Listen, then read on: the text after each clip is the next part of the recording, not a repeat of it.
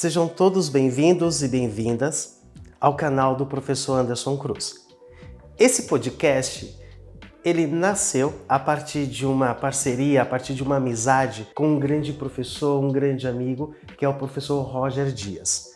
Roger, ele é formado em recursos humanos, psicanalista, especialista em gestão empresarial e gestão de pessoas. Essa união trouxe tanto para mim e vai trazer para você informação, conhecimento.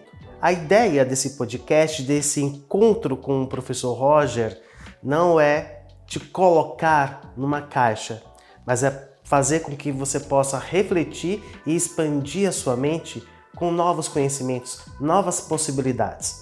Nós acreditamos que a educação, de fato, traz transformação. Só que essa transformação, ela só vai ocorrer a partir de uma decisão. Mas qual é essa decisão? A sua.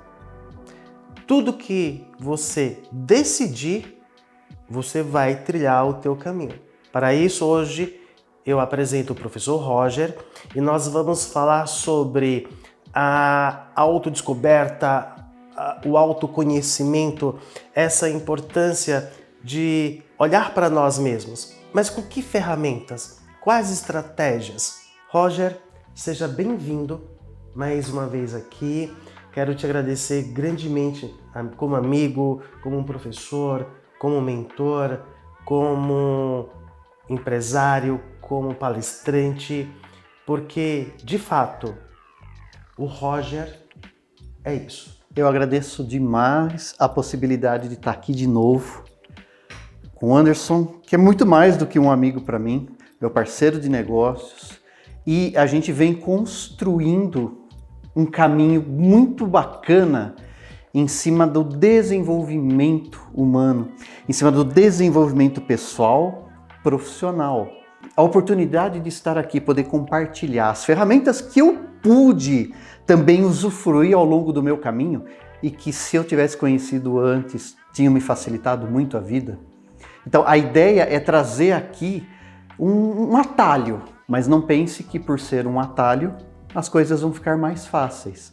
Talvez seja o inverso. Porque quando a gente fala em desenvolvimento, em descoberta, em traçar um caminho para chegar a algum lugar, bom, em primeiro lugar eu preciso saber quem eu sou, onde eu estou, saber para onde eu quero. Aí sim eu consigo traçar um caminho.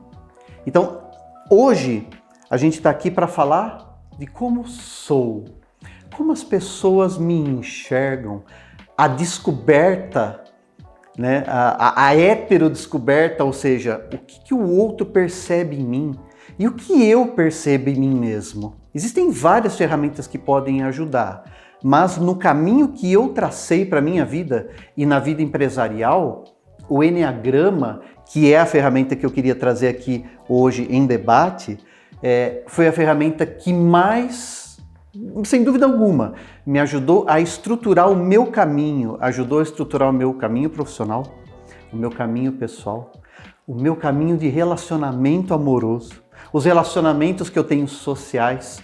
Hoje eles giram em torno do que o Enneagrama traz para mim. Ele é um grande suporte para eu entender o mundo, entender as pessoas, entender o que eles esperam de mim, entender o que eu espero de mim e o que eu espero das pessoas. Falamos de relacionamentos. O Enneagrama, para mim, é uma ferramenta importantíssima para relacionamentos. Muito bom, Roger. Entenda uma coisa. Autoconhecimento requer a decisão. Somente você pode decidir se quer realmente se autoconhecer. O poder do quem eu sou. Hoje, inclusive, antes de nós estarmos aqui, eu dei uma palestra para um grupo de pesquisa em educação. E eu perguntei para todos, quem vocês são? Quem de fato você é? Geralmente as pessoas respondem, eu sou professor, eu sou engenheiro, eu sou médico. Não, você não é isso. Você estar médico, você estar professor, você estar cabeleireiro, você estar enfermeiro, enfermeira.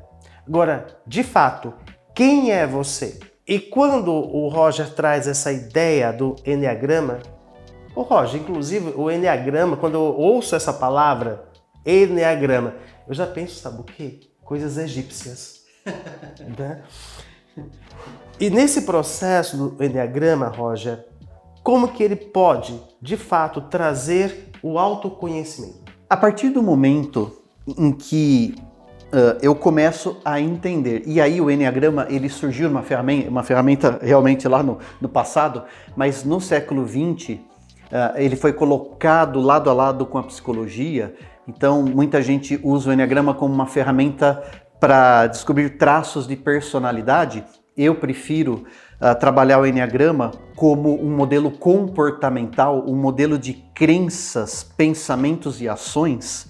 A partir do momento que eu entendo como a minha crença principal age perante a minha percepção do mundo, ou a percepção que os outros do mundo têm sobre mim, eu começo a entender minhas limitações, começo a entender os desafios que eu tenho para frente, eu começo a entender que eu sou diferente dos outros e que se alguém diz algo para mim de uma forma que não me agradou, que num primeiro momento eu poderia pensar, poxa, a pessoa tem contra mim. Na verdade, ela não tem nada contra você.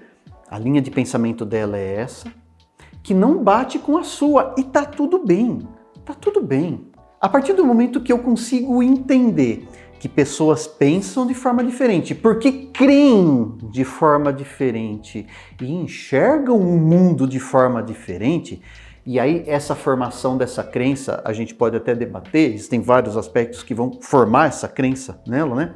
Mas a partir do momento que eu tenho esse entendimento do eu comigo e do eu com os outros, eu consigo me reconectar à minha identidade. Eu consigo buscar lá nas profundezas aquilo que dá brilho em mim, aquilo que faz sentido, aquilo que tem para mim como propósito. Para mim, o enneagrama é uma ferramenta de propósito. Entender como que as pessoas pensam e agem, né? E veja, nós não estamos falando em colocar uma etiqueta, embora muita gente acredite nisso. Vamos botar uma etiqueta na pessoa, a pessoa é assim. Não. Veja, o enneagrama e a palavra NA9, né? O enneagrama traz 9 tipos psicológicos principais, não significa que eu estou categorizado nesse tipo e assim eu sou, como a Gabriela era, né? Ela nasceu assim, era sempre assim, né? Não, eu aponto para os 9 tipos. Existem comportamentos, gatilhos do dia a dia que me fazem ter ações de qualquer um dos tipos. Mas tem sempre 1, 2 tipos que apontam mais, que são mais recorrentes, que são aqueles que a gente, por exemplo, no momento de crise, a gente identifica. Opa, peraí, por que eu agi assim? Meu instinto natural é assim. Opa, aponta mais para esse tipo, para o outro. Então o enneagrama ele vai ajudar a gente a categorizar algumas ações, alguns pensamentos, de forma que eu possa fazer o quê? Me auto-entender, entender os outros e falar, opa, realmente, isso é um desafio para mim. Realmente, eu queria ser um pouquinho mais daquele jeito, porque, nossa, ia me facilitar tanto a vida, porque é tão difícil lidar comigo. E aí eu começo a entender, tá, mas como que o outro age? Quais são os desafios pro outro? Quais são as coisas que o outro tem de melhor? E aí eu começo a traçar um caminho, como que eu faço para chegar lá? E nesse processo, Roger, quando você fala da linha de pensamento, mas antes de perguntar, eu quero que você entenda uma coisa, até o professor Roger nos disse agora há pouco. O estudo a partir da ferramenta do enneagrama, nós vamos ter uma compreensão do nosso eu a partir de linhas de pensamento. O meu pensamento, o meu ponto de vista, a partir dos meus filtros mentais, emocionais, profissionais, pessoais, familiares, culturais, claramente vai ser diferente do seu. Mas isso não quer dizer que o meu olhar ou o teu olhar, um vai estar certo ou errado. Poderia dizer que, de fato, isso é real, isso é verdadeiro, vamos dizer assim? Que eu posso ter opinião diferente do outro, mas eu posso me expressar para o outro e a partir do que eu tenho esse autoconhecimento do enneagrama, a partir do meu eu, aí eu consigo melhorar a fala para o outro? É exatamente essa a ideia. A ideia de que mas somos iguais, não, ninguém é igual a ninguém. E principalmente, isso é uma coisa importantíssima para quem começa a estudar um tipo de ferramenta como essa. É entender que não existe um melhor que o outro. Existem coisas, existem pensamentos, ações, crenças que o outro tem, que talvez não faça parte do meu repertório hoje. Eu falo, interessante esse ponto de vista. Não compartilho, mas entendo. Entendo o seu pensamento, entendo. Então, por exemplo, dentro do Enneagrama, por exemplo, a gente vai discutir mais profundamente depois, mas, por exemplo, a gente tem lá um tipo que recebe uma nomenclatura do pessimista e você tem um otimista. Né? Então, assim, significa que o pessimista é ruim? Não. O pessimista é a pessoa mais planejadora. Dentre os 9 tipos, é o mais planejador. Então, se eu entregar um projeto para ele, caramba, eu sei que ele vai pensar em tudo que pode dar errado. E ele vai ter um plano A, B e C para tudo isso. Então, isso traz uma segurança para a equipe que é ímpar. Nesse ponto, é maravilhoso. O otimista é aquela pessoa que vai conversar com você e tá tudo bem, e mesmo que tá tudo caindo, ele vai falar, não, mas tem um lado positivo para tudo. Ele vai te jogar para cima. Mas já é uma pessoa que é mais imediatista, não é tão planejadora. A ideia, e aí eu gosto muito, Anderson, do Enneagrama em empresas, que é uma das minhas especialidades, né? Uma das minhas linhas de atuação. O Enneagrama em empresas, ele faz com que você, empresário, você dono de negócio, você consiga trabalhar o equilíbrio da sua empresa. Você consiga ter pessoas que no momento de crise vão agir dessa forma, outros vão agir daquela. No momento de criatividade, age desse, eu tenho outro. Então você consegue ter elementos dentro da sua equipe para trabalhar em diversos momentos, como uma equipe de futebol. Eu tenho um especialista em fazer gol, eu tenho um especialista em defender, eu tenho ponta direita, que ele é um ótimo passador, mas eu tenho meio de campo que é mais pensador. A empresa necessita disso. E aí, muitas vezes, o que acontece, né? O Enneagrama, quando a gente implanta em empresas, ele começa desde a seleção das pessoas. Eu tenho um determinado cargo que eu preciso de determinadas características. São inerentes ao cargo. Por que não trabalhar o Enneagrama, de repente, na seleção? Então, vamos dar um exemplo clássico. Telemarketing. Telemarketing, eu preciso de uma pessoa que esteja habituada ou que, na pressão, não ceda.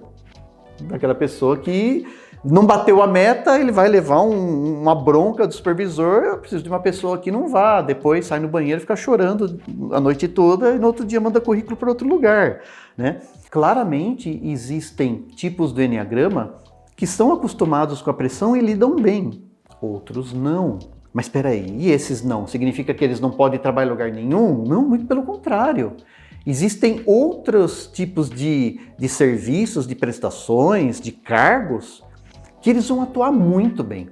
Então, a busca por esse equilíbrio, e aí quando eu falo equilíbrio empresarial, você pode pensar no seu autoequilíbrio também, é saber em que situações eu tenho determinado tipo, como agir e, se eu quero evoluir, para onde eu quero evoluir. Essa é a grande sacada do Enneagrama. E é justamente isso que você tem que compreender. Se vocês prestarem atenção, tanto eu quanto o Roger, usamos muito caneta, eu faço várias anotações. Esse é, por exemplo, um dos tipos do meu Enneagrama. Né? Eu tenho que escrever, eu tenho que formar. E é interessante que o professor Roger nos traz essa questão dos tipos.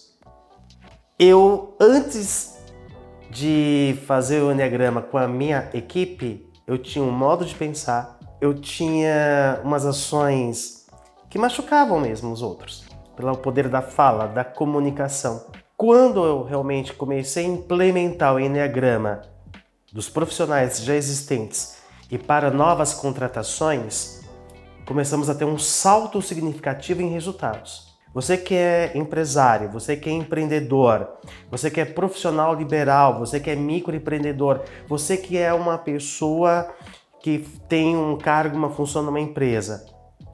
Se a tua empresa não faz, eu sugiro, eu recomendo, implemente o Enneagrama. Os resultados vão ser diferentes porque vocês irão começar a conhecer de fato quem são as pessoas que trabalham ali, o tipo psicológico. Aí, como o Roger fala, né? O ser pessimista não é ruim. Então, eu tenho no meu projeto, um exemplo, um pessimista, um otimista e um controlador. Então, ali eu começo a usar de forma estratégica cada ação de cada profissional. Então, as chances são maiores para dar certo e ter maiores resultados.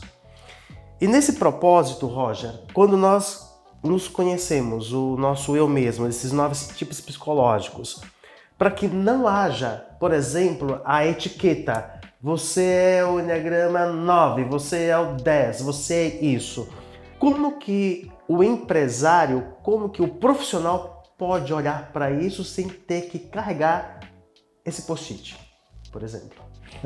A gente tem que entender que categorizar não é rotular. Categorizar, ela vai te estruturar para ajudar a entender pensamentos formadores, crenças raízes, né? Ou a crença raiz daquela pessoa. A partir da crença raiz, a gente tem atitudes diferentes. Então eu posso ter uma pessoa do tipo 1, por exemplo, que tem atitudes diferentes de outra pessoa do tipo 1, que tem outras pessoas do tipo 1, mas o que está por trás? A crença raiz dela. A partir daquela crença raiz, a gente começa a entender, opa, como que eu posso trabalhar para ajudar? E aí, acho que chegou o momento, você que está escutando a gente aí no podcast, provavelmente você deve estar curioso para saber quem são esses 9 tipos que o Enneagrama fala, né? Então eu já vou trazer para você os tipos e a sua crença raiz principal, sem etiquetar. Mas você já pode fazer um exercício, tá? Faz aí um exercício na sua casa, na sua empresa, onde você estiver. Isso que você falou tá parecendo tal pessoa. Interessante, esse modo de pensar bem parecido com aquele lá, aquela pessoa lá. Já começa a fazer uma identificação por atos, pensamentos, ações, de como aquela pessoa foi criada. Porque a crença, ela vem lá de berço, né? Ela vem de toda a nossa formação familiar, da sociedade, amigos, escola, religião, tudo. Isso tudo vai fazer com que eu aponte para algo. Então vamos lá. O Enneagrama ele fala dos 9 tipos. Primeiro tipo, o tipo 1, né? Tipo 1 a gente chama de perfeccionista. Então imagine uma pessoa que cresceu com uma crença assim, tudo tem que ser perfeito. Eu tenho que ser perfeito, as pessoas que estão do meu lado têm que ser perfeitas, porque na vida a regra é muito importante. E se existe regra, existe alguém que já fez uma vez e deu certo. Para que eu vou fazer diferente? Você siga a regra. Regras foram feitas para ser seguidas. Ponto final. Então você tem uma pessoa muito sistemática. Início, meio e fim. Que tem consequências muito legais, mas também tem as suas limitações. Então, se eu pedir para ela falar assim, viu, chegou uma TV nova aqui, monta aí para mim. Ela vai falar assim para mim, tá, mas e o manual? Como que eu faço? Não, faz. Liga as cores igual aí. A pessoa fala assim, mas não faz sentido isso para mim. Poxa, está escrito a regra, por que você está fazendo diferente? Então imagine pessoas que nasceram e cresceram num ambiente em que a regra era muito importante. Então a gente coloca que essa pessoa começa a ter essa crença da importância da sistematização dos post-its, do passo a passo, a passo a passo. Para ela isso é muito importante. Então se eu estou numa empresa e eu chego assim, faz. A primeira coisa que ela vai perguntar é, como? E se eu falar para ela assim, faz do jeito que você quiser. Ela fala, como? Não faz sentido para ela. Porque se precisa ser feito, alguém deve ter feito antes. E existe uma maneira certa para se fazer isso. Então, esse é o tipo 1, tá? Tipo 2. Tipo 2 a gente chama do tipo ajudante. Tipo 2 é o ajudante, né? Então, imagine aquela pessoa que ela tem como crença que no mundo, para ela ser feliz, né, para ela ser amada pelas pessoas, ela precisa amar incondicionalmente, ela precisa servir, ela é servidora 100%. Então é uma pessoa que te escuta muito, né? Você começa a falar com ela, ela te escuta, ela te escuta. É uma delícia conversar com alguém que é do tipo 2, porque a pessoa te escuta, ela não te interrompe, ela te escuta, e ela se interessa, e parece que você está assim, nossa, como eu sou acolhido, como eu sou... São pessoas muito acolhedoras, né? Terapeutas normalmente têm esse tipo do enneagrama exaltado. Só que, por outro lado, esses tipos de pessoas, as pessoas do tipo 2, se elas bobearem, elas estão deixando a vida delas de lado para viver a vida do outro. A gente fala que o tipo 2 é o coletor do lixo, é o coletor de lixo, porque as pessoas vão deixando as coisas sem fazer, ela vai pegando para fazer. Ela vai pegando para fazer. Não tem problema, eu faço. Mãe e pai é o exemplo, principalmente mãe, né? Eu falo isso porque minha mãe deve estar ouvindo aí, e ela não pode negar que ela fez muito isso na vida, né? Então ela vinha na minha casa, tinha o lixo para tirar, não, deixa que eu tiro o lixo, não, deixa que eu lavo a louça, não, deixa que... Então ela tá pronta para ajudar o tempo todo. E isso é muito bom. Só que, por outro lado, muitas vezes eu preciso tomar a frente e fazer. Eu não quero que você faça por mim. E eu preciso fazer. Então, vá pensando nisso em termos de liderança. Um líder que é tipo 2, se ele não evoluir e ele ficar preso nesses padrões de ajuda, vai chegar um momento que a equipe dele não vai fazer, é ele que vai fazer. Ah, minha equipe não fez, eu faço. E você traz uma realidade, porque eu já passei por isso. No processo de liderança, quando o outro não faz, aquilo me dava um comichão que eu tinha que fazer, eu já ia fazer, né? E quando você pega o exemplo do perfeccionista também, de você ter em detalhes bonitinho da regra, de colocar tudo isso. Então, quando você busca esse autoconhecimento, você começa a desenvolver o seu quem eu sou, você ter esse autoconhecimento de si mesmo, você começa a melhorar tudo que está ao seu redor, as pessoas, a sua família, a sua casa, o seu próprio eu, as suas emoções. Ô Roger, você falou do perfeccionista, você falou do ajudante, mas uma pergunta o que é uma crença raiz? Para você continuar com os outros perfis, mas eu gostaria de entender melhor o que é essa crença raiz que você fala. Toda vez que a gente acredita em algo e aquilo para mim é verdade absoluta, a gente chama isso de crença raiz, porque dela derivam outras crenças. Então, por exemplo, se a minha crença raiz é como a do tipo 1, né? A minha crença raiz é que, assim, o mundo é um lugar de regras. As coisas precisam ser perfeitas. Eu tenho outras crenças que são derivadas dela.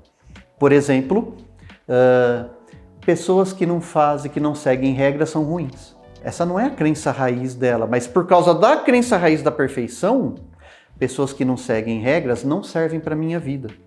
Pessoas que não seguem regras não deveriam nem estar no meu convívio. E aí você para pensar, muitas vezes, e até tem um ditado, né? Regras foram feitas para serem quebradas, né? Muitas vezes você tem que ir além do que está estipulado em um manual, em uma regra, para você poder ter sucesso em alguns empreendimentos. Você tem que ir além do que aonde a pessoa já foi. Criatividade, coisas novas, mudanças. Por exemplo, para o tipo 1, essa crença raiz das coisas sistemáticas gera uma outra crença acessória de que mudança é ruim. Porque a mudança, eu não sei o que vai acontecer. E não está escrito. Onde que está escrita a mudança? Não tem escrito. A mudança é uma surpresa. E para quem é do tipo 1, a surpresa é ruim. Porque se está escrito, está regrado, alguém já fez, eu me sinto seguro, mas se é uma coisa nova, cadê? Então a crença raiz é essa crença que vai gerar diversos outros pensamentos, que vão gerar novas atitudes diferentes, que vão gerar consequências no outro, que vão gerar percepções do outro em você e percepções de você também com você mesmo. Então quando a gente fala de crença raiz é isso, né? No meu modo de entender. Qual é a sua crença raiz? Você conseguiu ter uma identificação de si mesmo? Aliás, você tem que assistir aqui o podcast, as aulas do professor Roger, do professor Anderson, com caneta e papel, um caderno, para que você possa fazer as anotações. Isso é uma aula gratuita, estamos aqui para servir também e para que nós possamos levar informação e conhecimento para todos. Então, aproveite o máximo, né? Ô Roger, você respondeu sobre a crença raiz, mas você falou uma coisa que ativou uma reflexão minha. Eu tenho o perfil, vamos falar do perfeccionista, que quando alguém não segue a regra, ele pode denominar o outro como que a pessoa não presta, porque não segue a regra. Isso também pode ativar um ponto gatilho da pessoa? Da outra pessoa? Da outra pessoa? Pode, claro que sim. E esse é o grande tchan do Enneagrama, né? Se eu me conheço, então vamos supor, você tem muito do tipo 1. Você percebe que eu não tenho. Eu sou mais daquele não sei se pode falar as palavras, porra louca, né? O cara que veio do que veio, vamos lá, vamos embora, né? De repente, você vai me tratar ou você vai falar para mim de um jeito que para mim não faz sentido. Para você é verdade absoluta, mas para mim aquilo soa até meio estranho. Falando, mas peraí, de repente eu não sirvo mais, ou você está dizendo que eu não sou tão bom assim, mas peraí, para minha vida sempre funcionou desse jeito. Eu nunca precisei seguir regras, tretinhas, não. A minha vida sempre foi, eu dou meu jeito aqui, eu faço do meu jeito e funcionou. Agora você está dizendo que não funciona, que é errado. Como assim é errado? Esse entendimento de que não há errado que é o grande tchan do Enneagrama e que as pessoas têm dificuldade. Então quando a gente leva isso para um extremo de um relacionamento amoroso, né, a gente vai cair em casais que, por exemplo, para uma pessoa o importante é a ação, não as palavras. Para o outro o importante é escutar. E aí você fala, quem ama mais, quem ama menos? Não, todos amam igualmente. Podem amar igualmente, mas a maneira como eu gostaria que você se comunicasse comigo é através de ações e menos palavras. E talvez você queira o inverso disso. E aí vamos falar de um casal, quando o casal entende essa dinâmica entre eles começam a entender que, opa, não é pessoal. São simplesmente percepções de mundo diferente. Para mim é importante a ação. Mas caramba, para ela é importante as palavras. Então eu vou me doar também para ela nisso. E para ela, para mim é ação. Então ela precisa valorizar também as minhas ações. Não adianta eu montar um outdoor para ela e ela fala assim, tá, mas você não escreveu no Facebook, no Instagram que você me ama. Eu montei um outdoor para você. Não, mas era importante para mim porque os meus amigos vão lá, eles olham. São percepções de mundo. O que não é importante para mim, que para você pode ser, opa, vamos negociar. Vou ceder um pouquinho aqui para te agradar e de repente eu começo a evoluir nisso. Esse é o grande barato do Enneagrama. Agora imagine toda essa dinâmica numa empresa. Isso porque a gente falou de 2 tipos. São 9.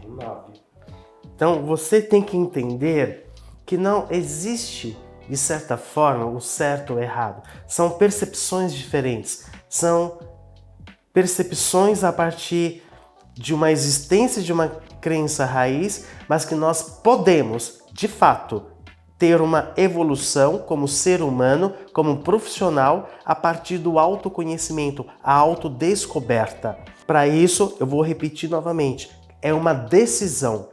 É você que tem que decidir que você quer crescer, que você quer expandir a sua mentalidade. Expandir a mentalidade é sair de uma zona de conforto para ir para o próximo nível. E para que você possa ir para o próximo nível, você tem que sair da zona de conforto. E isso dói. Roger, são 9 tipos. Você já falou 2. Vamos agora para o próximo. Vamos falar dos próximos 3. Quais são os próximos 3 para a gente dividir em etapas aí? Tá bom. 3, 4 e 5, então. Vamos lá. Tipo 3, vencedor. Vencedor. Eu sou bom, sou bom, sou bom. Pensa numa pessoa que aguenta pressão. Pensa numa pessoa que é competidora por natureza. Esse é o tipo 3. Então, o tipo 3, ele é um grande vendedor. Tem características ótimas de vendedor, consegue se vender muito bem. É muito raro você ver uma pessoa do tipo 3 falar mal dela mesma. Ela vai enaltecer os pontos bons dela. E, por exemplo, na arte da conquista, essa é a ferramenta de conquista da pessoa, né? Mas ela é muito competidora.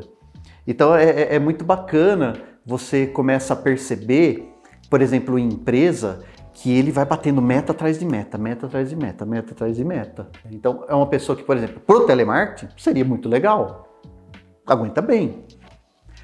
Tá, mas que legal isso daí. E a percepção dos outros em relação a ela? Poxa, pensa numa pessoa que ela é vista como o modelo de perfeição.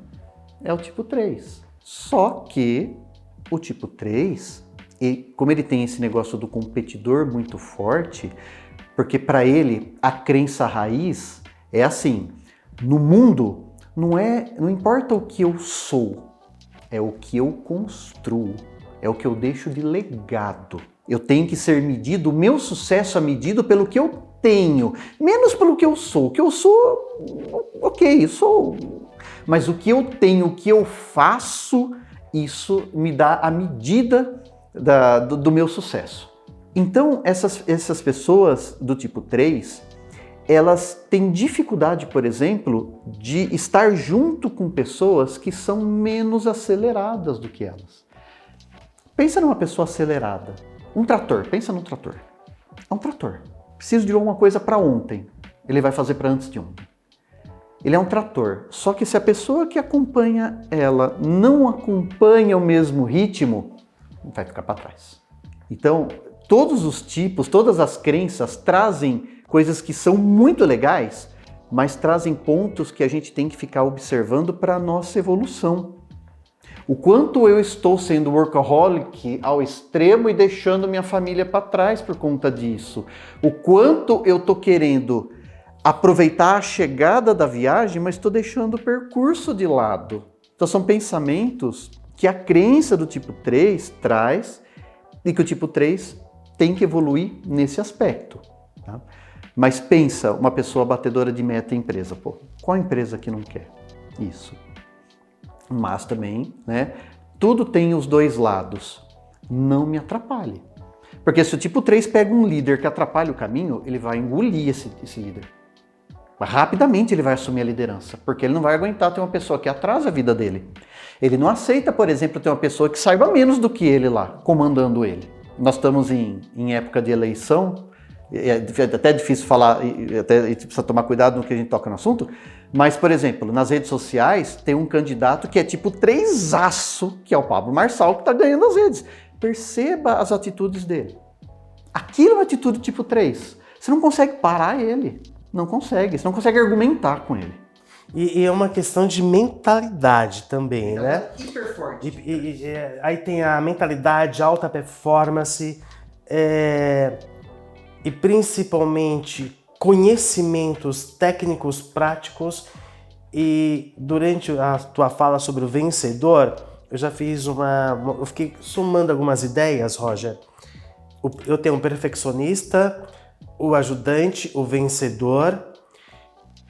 E aí, você falou do Pablo Marçal, e eu lembrei de um podcast que eu assisti com o Flávio Augusto, que eu admiro muito, um multibilionário, atua muito como modelo de negócios, e ele fez um pensamento sobre, na verdade, não é o equilíbrio que vence, mas sim o desequilíbrio. Só que eu gostei muito da forma como ele trouxe isso, porque ele fez a metáfora. Imagina a pessoa que está com um palitinho, o prato, buscando ter o equilíbrio. Aí vai aqui, vai no outro, vai trazendo, mas vai chegar ao mesmo tempo que tudo pode cair. Então ele fez um comentário e falou assim, é o desequilíbrio que vai levar para o crescimento, porque vai exigir momentos que eu vou ter que trabalhar 18 horas, mas ao mesmo tempo eu tenho que prestar atenção na família. Aí você fala do Pablo Marçal, eu tenho observado muito a fala do Pablo Marçal, inclusive, assim, do meu ponto de vista, eu tenho admirado muito, e ele assim, realmente, ele traz o argumento, e se a pessoa não sabe, realmente ele vai argumentar mais ainda, né? E nesse processo, como que você vê a questão de equilíbrio e desequilíbrio? É uma questão complicada para o tipo 3. O equilíbrio para quem é tipo 3 é extremamente complicado. Porque assim, e aí eu concordo com o que você coloca, para eu ter, e isso é um pensamento do tipo 3, para eu ter sucesso, eu preciso de muita dedicação aqui. E eu vou me doar tudo que eu puder. O que eu não puder para alcançar o sucesso aqui. Então, se a vibe dele hoje é profissional, muito provavelmente os outros aspectos vão capengar. E para ele não é um problema. Mas para quem está de fora, talvez incomode. Para quem está vivendo junto, talvez incomode. E aí é o momento da pessoa entender que uma pessoa tipo 3, ela tem momentos em que ela vai dedicar 24 horas por dia da vida dela para isso. Porque a meta dela, ela quer e ela vai conseguir. Quando ela põe uma coisa na cabeça, ela não tira. E ela vai até conseguir. Essa, inclusive, é uma fala do Pablo Marçal. Eu vou ser eleito no primeiro turno e vou e ponto. Ninguém vai tirar isso da cabeça dele. E ele coloca assim, eu ouvi ontem ele falar, a minha mulher é uma das mulheres mais fortes que eu conheço. Ela precisa ter um baita do entendimento para viver com uma pessoa dessa forma.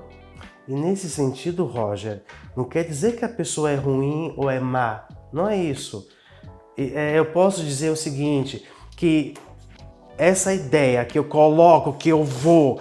Não, eu tenho que pegar, eu tenho que ter esse resultado nesse ponto aqui, nesse momento. Não quer dizer que eu estou esquecendo os outros. É que naquele momento eu estou deixando ele ali um pouco parado para eu focar naquele item específico e depois eu manter uma estrutura. Seria nesse sentido? Na verdade, a pessoa, ela não deixa ninguém de lado. Muito pelo contrário. Ela fala assim, vem comigo. Vem. Ah, mas eu não sei fazer o que você faz. Fica do meu lado, só não me atrapalha. Se você me atrapalhar, você vai ficar. Mas se você não me atrapalhar, você vem comigo. Vem junto. A gente precisa tomar muito cuidado em ser muito raso no que a gente estuda do Enneagrama para que a gente não caia nessa percepção de que existe o certo, o bom e o ruim e que esse tipo é melhor que o outro. Não. Não existe nenhum tipo que fala assim, nossa, essa pessoa é do mal. Não, pelo amor de Deus, isso não. Muito pelo contrário. As pessoas tipo 3, elas querem que os outros venham junto com ela e vamos ganhar todo mundo junto. Mas vem comigo. Não venha me segurando, né? Não bota uma âncora em mim, não. Porque eu vou te arrastar. Eu sou um trator e eu vou te arrastar. Eu já tô te avisando, eu vou te arrastar. Eu tô rindo, Roger, porque assim, eu me vejo um pouco nisso, né? Quando eu quero um resultado, eu vou foco. Agora, eu vou falar uma experiência minha, mas reflita sobre a tua vida. Eu tenho um pouco do 3 porque eu gosto dessa coisa do resultado, eu vou. E eu quero que as pessoas vão comigo. Agora, o que eu descobri a partir do meu Enneagrama, a partir de um autoconhecimento foi, eu não tinha uma comunicação assertiva. A comunicação assertiva, ou seja, é aquela comunicação que você dialoga de forma clara para que o outro possa te ouvir e você também ouvir o outro. E ali os dois terem a compreensão um do outro. Então, eu por anos falhei por causa disso. você está tendo a oportunidade, com o professor Roger, de compreender que é possível lidar com todos os perfis, mas é necessário também. Aí vai meu ponto de vista, que é o meu legado de mentoria, que é o poder da comunicação. Saiba se comunicar, falar para o outro e saiba ouvir também. Porque nenhum é ruim, nenhum é pior, nem é todo mundo bom. É o momento, é a estrutura. Roger, você falou do 3, qual é o 4? Isso que você tocou no assunto é importante, comunicação. Entender a crença do outro e talvez fazer esse agrupamento de tipos vai te ajudar a se comunicar melhor com aquela pessoa, muito melhor. A gente fala assim, então o tipo 3 ele não tem emoção nenhuma? Muito pelo contrário. Os tipos 2, 3 e 4, eles estão até numa subcategorização do Enneagrama que a gente chama de tríade emocional. É a tríade sentimental. Então, o outro, a visão do outro é muito importante, mas o tipo 2 ajuda o outro incontrolavelmente. O tipo 3, ele quer que a percepção do outro nele seja top. E o tipo 4, agora, esse eu posso falar de carteirinha, né? Porque é um dos meus tipos, né? Esse daqui dá para falar 5 horas. Né? Ele é chamado de intenso. O tipo 4 é o intenso. Eu costumo falar assim, tem que ser uma pessoa assim, muito espiritualizada para lidar com a gente. Né? Porque a gente sente tudo intensamente. Se a gente ri, a gente não ri, a gente gargalha. Mas se a gente fica triste, a gente não fica triste só, a gente desaba. Se eu fico com raiva de alguém, dificilmente eu fico com uma raiva pequenininha. Eu tenho vontade de matar aquela pessoa. Mas se eu amo, aí é o amor maior do mundo que vai fazer eu morrer por aquela pessoa. As pessoas tipo 4 têm essas emoções muito intensas à flor da pele. Então, são pessoas que têm o dia dela é muito de altos e baixos. Ela vive emoções muito fortes, positivas e negativas, positivas e negativas. Essa oscilação faz, inclusive, com que muitas pessoas desse tipo sejam diagnosticadas erradamente com bipolaridade. Em muitos casos não tem nada a ver com a bipolaridade. Tem, sim, com a minha crença. A crença raiz das pessoas do tipo 4 é assim, para eu ser amado, né, para eu ser querido pelo mundo, eu tenho que ser especial, eu tenho que ser único, eu tenho que ser diferente. Eu tenho que dar um toque mágico na vida das pessoas. E por isso, o tipo 4 acaba sendo extremamente perfeccionista também. Mas diferente do tipo 1, que é um perfeccionista, e o tipo 1 é muito bom para achar coisas erradas, né? E aí você vai se identificar na sua casa, se você tem um tipo 1 na sua casa, né? Você arruma a mesa daquela forma assim para a pessoa, põe os pratos, tudo, não sei o quê. Você deixa tudo maravilhoso. Aí o tipo 1 fala assim, nossa, mas tá faltando um garfo aqui. Então ele tem aquele olhar que ele olha o que está errado. Então, você de empresa, o tipo 1 é muito bom, por exemplo, para controle de qualidade, inspeção, muito bom. Ô, Roger, eu tô rindo porque assim...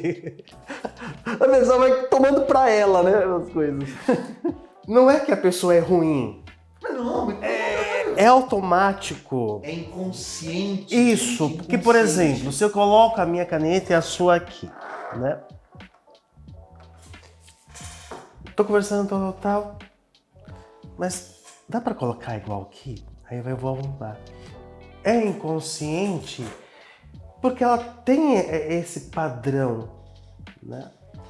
E é muito engraçado porque as pessoas não conseguem ter essa compreensão. Aí começa a rotular. Tem toque.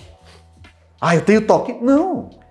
Você simplesmente tem uma crença de que a perfeição é importante para eu ser amado. Como o meu tipo de personalidade, o 4, para eu ser amado, eu preciso trazer um ambiente perfeito, que a sua experiência comigo seja perfeita. Então, o perfeccionismo do tipo 4 está na experiência da relação. E nessa questão de não fazer o que os outros fazem. Isso, eu sofri muito tempo na minha vida com isso.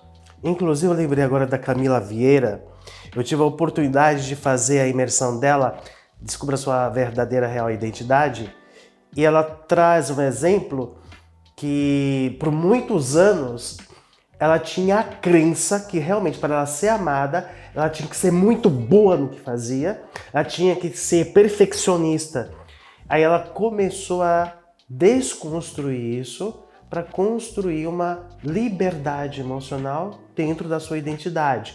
Só que ela foi buscar o resgate num processo da verdadeira identidade mesmo, da raiz, desde o útero da mãe e tudo isso.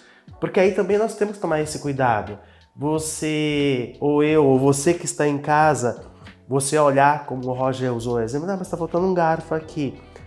Nós podemos ter esse ponto, mas também, se nós buscarmos esse autoconhecimento, a gente tem esse discernimento, talvez, Roger, de ter um policiamento, eu não sei se é essa palavra correta, depois você me corrige se tiver, de eu ter um olhar, será que eu não estou demais nisso? Porque isso pode também ser um tipo de patologia emocional, não pode? Pode se transformar. O que a gente vai fazer, e eu espero que dê tempo até o final do podcast para a gente fazer, é assim, se você se identificou com algum dos 9 tipos que a gente vai passar, eu vou dar para você um desafio para você fazer, para você evoluir. Eu me identifiquei nesse, de ver as coisas erradas, né? Pô, a pessoa demorou 3 horas para montar a mesa. Ela esperava que falasse, que mesa linda! Você fala, mas tá faltando um garfo? Daí eu falei, poxa, eu levei 3 horas e a pessoa foi naquilo da falha, né? E os 99% que foi tão legal que eu preparei para você? E isso começa a dar os conflitos de relações, de comunicação, percebe? Então, é nessas diferenças de crenças que a gente entende para poder falar, opa, seguro minha boca, nossa, que maravilhoso. Depois eu vou lá e ponho o garfo lá e acabou. Né? Eu não preciso levantar isso como uma questão. E assim, eu falei que eu sofri muito com isso e muitas vezes eu acabo me percebendo, eu estou num processo ainda de evolução, sempre, né?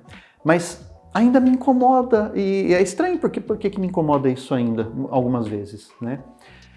Aconteceu, acho que ontem ou antes de ontem, eu estava andando na rua e vi um rapaz com uma camisa cinza, com eu nem lembro o nome é um animal da época das cavernas lá, que era uma camisa que foi vendida, se não me engano, acho que foi na C&A ou na Renner, uma época, e eu tive também.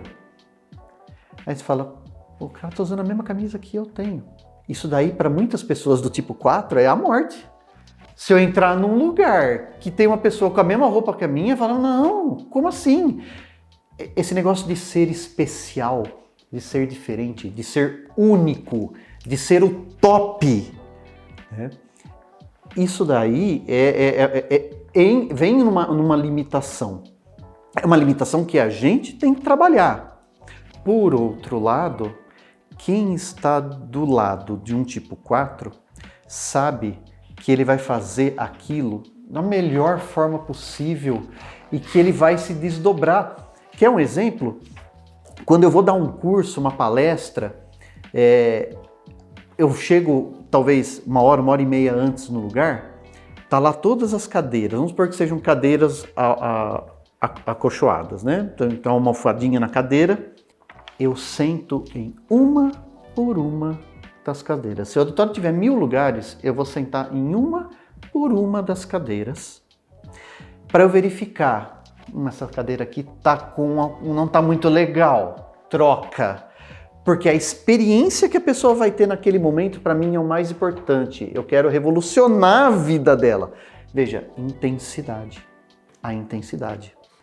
E essa intensidade, a percepção do outro é, nossa, que legal, eu sou único, eu sou especial na vida dele, nossa, como eu sou.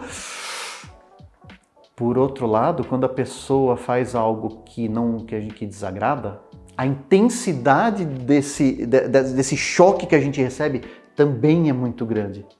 Então, ao mesmo tempo que a gente ama demais, a gente pode, em um segundo, cair tudo por terra.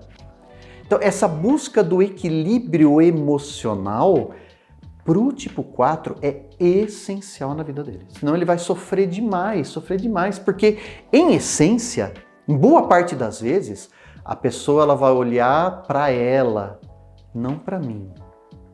Ela vai fazer coisas, vai agir de forma que seja bom para ela. E para a gente que é do tipo 4, a gente vai pensar primeiro no outro, depois na gente.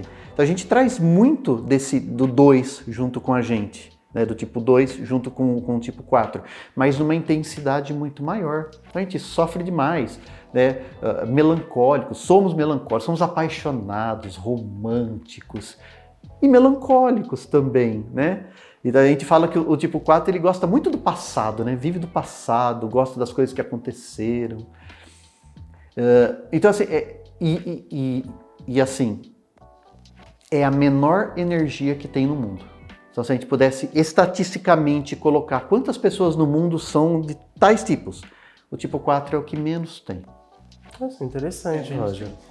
E eu tenho tido experiências interessantes em sala de aula, em cursos com tipo 4. Os tipos 4 meio que se procuram no mundo. E quando eles se acham, há uma conexão que é assim, absurda. Parece que você olha e você olha para o outro olha para você e fala, caramba, como eu fui com a cara daquela pessoa, eu nem conheço ela. E eu tô tendo várias experiências disso. Eu apresento o Enneagrama para uma turma, que a gente fica por um tempo, por exemplo. Nossa, tem uma ou duas pessoas que eu fiz uma conexão que eu nem entendi por quê. Parece que vem uma admiração que você nem conhece a pessoa. Quando você vai lá, bate, ela é tipo 4 também.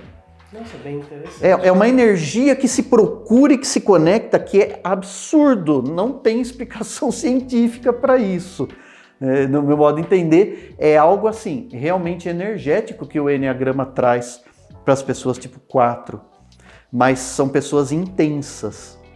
Então, se você está do lado de uma pessoa intensa, entenda que muitas vezes é você intenso também. Muitas vezes você vai falar para mim assim, não gostei da sua letra. E eu vou entender assim, não gosta de mim. Não gosta de mim, aí eu vou chorar. Eu não falei de você, eu falei da sua letra. Mas eu sou tipo 4, eu sou intenso. Então eu preciso começar a trabalhar que, uma coisa é o que você acha sobre minhas ações. Outra é o que você acha sobre mim. E para o tipo 4 menos evoluído, tá tudo misturado. Tudo misturado. Então em empresário, você tem um tipo 4, saiba dar feedback para ele, não é todo feedback. A gente fala assim que tem tipos, como o tipo 3, tipo 1, tipo 8, que se você der um feedback e gato subiu no telhado, a pessoa vai pirar, ela quer que você seja direto. O tipo 4 você não pode ser direto. Você tem que falar que o gato subiu no telhado, passeou, desceu. Depois você fala para ela o que estava de errado, né? Mas cria um storytelling para ela, cria um contexto, ambienta. Aí depois você dá o feedback, dá a bronca, fala o que você precisa falar. Se os líderes soubessem disso, dessas nuances que cada tipo tem, Anderson, poxa, como as empresas seriam maravilhosas. E quando eu tenho oportunidade de instalar, né, de implementar o Enneagrama em empresa, poxa, a gente percebe como o ambiente fica tão leve, principalmente para os líderes. Que é muito fácil hoje o líder chegar, hoje em dia todo mundo é ruim, todo mundo não sabe se comunicar, todo mundo toma dorzinha para si. Opa, peraí, né? E você traz a ideia que é possível existir um mundo ideal dentro do mundo real, né? Então, o que você está aprendendo aqui? É o autoconhecimento, os tipos que são ali apresentados pelo Enneagrama. O Roger já falou do tipo 1 perfeccionista, ajudante, que é o 2, o vencedor, que é o 3, e o 4, que é o intenso.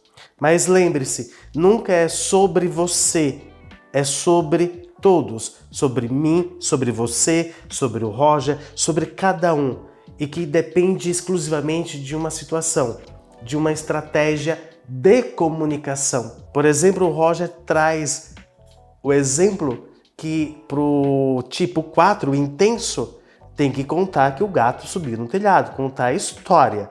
Mas logo depois a gente vai entrar nessa história, porque estou aprendendo muito sobre o gato subiu no telhado. Tá? E o 5, Roger?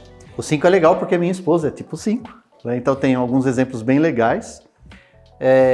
O tipo 5 ele tem assim várias denominações, né? Eu gosto de chamar de intelectual. Eu gosto de chamar do intelectual. Tem gente que fala que é o nerd, o pesquisador, o observador. Tem muita gente que gosta do observador, né? O tipo 5 ele já entra numa outra tríade, tá? Que é uma tríade mais racional. Nós saímos da tríade emocional, 2, 3, 4, e vamos para 5, 6 e 7, que é a tríade racional. Então, tanto o tipo 5, 6 e 7, eles vão ter uma atividade mental muito forte, muito acelerada, muito acelerada. Uma atividade mental muito acelerada. E no tipo 5, isso é em especial acelerado, tanto que pessoas que têm esse tipo de crença, e qual é a crença do tipo 5, né? A crença tipo assim é assim, o mundo é um lugar que despende muita energia. Eu preciso economizar. Eu preciso economizar energia para sobreviver. Então, tipo 5 é a pessoa fala pouco, se movimenta pouco, tem pouca interação com as pessoas, ela é mais no mundo dela intelectual. Então ela observa, dá o pitaco dela, mas não são pessoas eloquentes assim, a ponto de despender muita energia falando, não. Aliás, pessoas do tipo 5, elas necessitam todos os dias ir para sua caverna. Ir para sua caverna, ela ficar quietinho, repondo energia. E pode ser que você que esteja escutando aí já tá falando assim, puta merda, né? Eu vou ficar quieto, aí tem sempre uma pessoa que chega para mim e fala assim, o que aconteceu? Que você tá tão quieto aí? Eu tô repondo a minha energia, não aconteceu nada, muito pelo contrário, eu tô no melhor momento do meu dia. Não. Ah, mas por quê? Vem pra cá. Não quero. Sabe aquela pessoa que vai numa festa, a festa tá bombando, ele precisa sair da festa e ir lá fora em alguns momentos e falar, pelo amor de Deus, muita agitação, deixa eu voltar aqui. Depois ele volta, depois sai de novo. Então, as pessoas com esse tipo de mentalidade, uma mentalidade acelerada, é para ele essa aceleração, mas tem pouca interação. Então, uma pessoa do tipo 5, você vai falar assim, vamos fazer um esporte? Não é minha vibe, esporte. Né? Vamos fazer uma apresentação em público? Posso ficar no backstage, né? Posso ficar por trás do negócio? Economiza. Isso é inconsciente. Essa economia é inconsciente. Então eu falo pouco, me mexo pouco interajo com as pessoas. E se você tem um tipo 5 em casa, você já deve ter percebido que você fala assim para ele, vamos trazer os nossos amigos aqui em casa?